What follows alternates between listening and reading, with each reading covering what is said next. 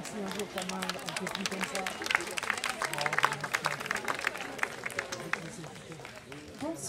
Bonsoir, merci beaucoup. Je suis très heureuse. Je m'appelle Audrey Vernon et je suis très heureuse d'inaugurer cette biennale des villes en transition, promesse d'avenir. Grenoble a été élue la capitale verte de l'Europe en 2022. Félicitations, même si à part la Chartreuse, je ne vois pas tellement ce qui est vert à Grenoble, mais j'imagine que c'est un peu comme quand le président Obama, chef de la plus grande armée du monde, reçoit le prix Nobel de la paix. C'est une façon de lui demander de ne pas utiliser sa puissance. C'est pour ça que je suis là aujourd'hui, pendant ces quelques jours, pour réfléchir avec vous à comment faire pour que les métropoles, foyers de tant de scientifiques, d'ingénieurs, des plus grands cerveaux de notre civilisation, paraît-il, arrêtent d'utiliser leur puissance pour accroître celle des entreprises, des États et des individus. Comment relâcher l'étau qui étouffe le vivant? J'ai l'impression que le capital a les mains sur mon cou, il serre et je n'arrive pas à l'arrêter. J'aimerais le regarder dans les yeux et lui dire « Je t'en supplie, parlons, écoute-moi ». J'ai l'impression d'être dans Othello. « Kill me tomorrow, let me live tonight ». Voilà ce que j'ai envie de demander aux ingénieurs, scientifiques, aux politiques. Soyez vraiment ingénieux. Réfléchissez à comment faire pour que le vivant prolifère.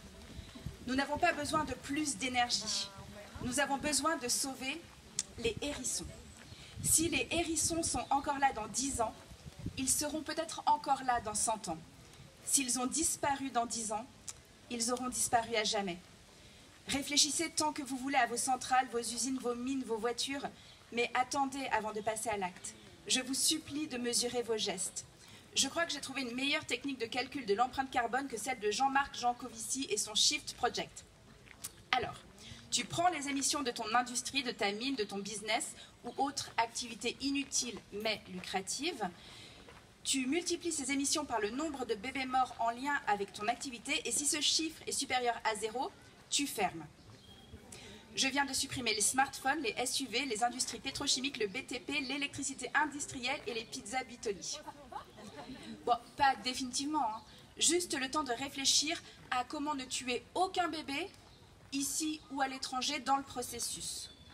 On est au parc Pompidou, le nom d'un président qui nous a apporté, à ce que je sais, un centre d'art contemporain, une autoroute urbaine, l'aéroport de Roissy, un hôpital et ce parc, qui était probablement un marais avant d'être un parc.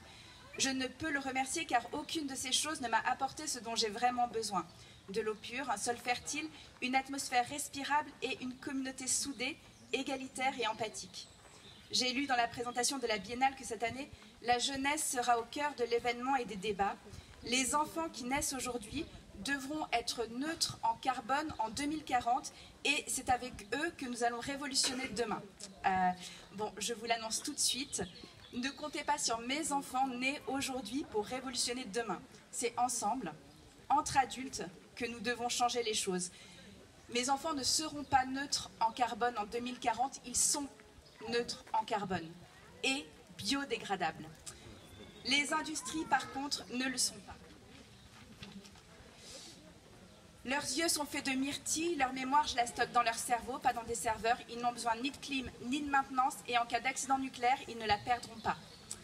Vos industries, par contre, ne sont pas neutres, et nous n'allons pas attendre un hypothétique futur pour les arrêter. Un naturaliste des terres m'a envoyé un texte décrivant Grenoble, vraiment capitale verte de l'Europe. Grenoble est à la confluence de deux grandes rivières, l'Isère et le Drac. Fruit de centaines de torrents montagnards, enfant des pluies sur les versants, orages au sommet, neige et glaciers suants. Un condensé de colère et de vie, s'alanguissant progressivement dans les grandes vallées et les structurant irrémédiablement. Par le nord, l'Isère traverse le Grésivaudan, autrefois vaste plaine alluviale marécageuse, changeante au fil des crues, dynamique essentielle pour les écosystèmes et à laquelle les humains étaient fortement liés par une relation de subsistance et de partage du milieu. Au sud, le Drac, impétueux et furieusement montagnard, charriant de nombreux rochers arrachés à la montagne jusqu'à rejoindre paisiblement l'Isère. N'oublions pas la Chartreuse, le Vercors et Beldon, trois massifs implacables. L'histoire de Grenoble, c'est l'histoire des gens de la plaine, mais aussi de ses habitants alentours, des plateaux, des vallées, des recoins et des sommets.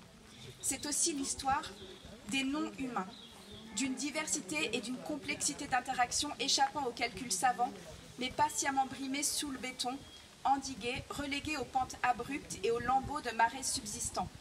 Alors imaginons un Grenoble dédensifié, dégoudronné, où le vivant non humain serait à nouveau une partie de nous.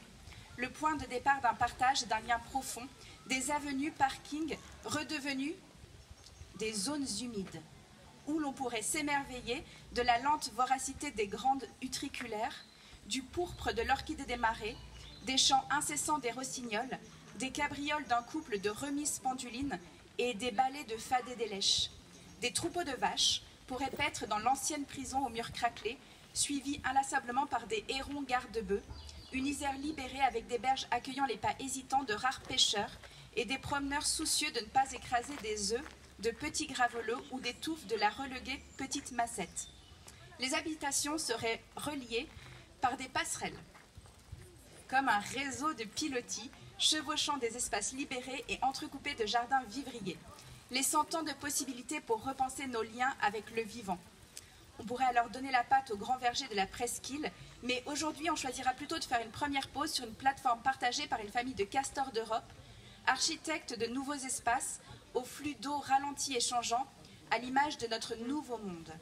Il se pourrait même que notre chemin nous conduise auprès d'un vieil arbre hôte d'échassier, comme le discret bioro gris. En arrivant sur le toit de l'ancien commissariat, désormais vaste cuisine collective, penchons-nous et imaginons un groupe de cyclistes concourant avec le martin pêcheur, puis stoppés net, les yeux écarquillés devant une horde de crapelés propageant leur enthousiasme de découvrir les alentours. Zigzagant entre les roseaux, après la passerelle de l'Isère, nous arriverons devant les pentes calcaires de la Chartreuse. Nous les gravirons en compagnie des lézards verts et des serpents, eux-mêmes incitant à décoller de nombreux papillons et libellules en nous évitant nonchalamment. Et enfin, nous serons en haut, au milieu des morilles, à côtoyer les hauteurs des gypaètes et autres rapaces. Seuls les chants des alites accoucheurs et le balai des chauves-souris pipistrelles pourraient troubler notre nuit. Nous pourrions alors voir notre agglomération comme une jungle intriquée entre les ruines du techno-capitalisme et le présent, plus vivant que jamais. Monsieur le maire, c'est à vous.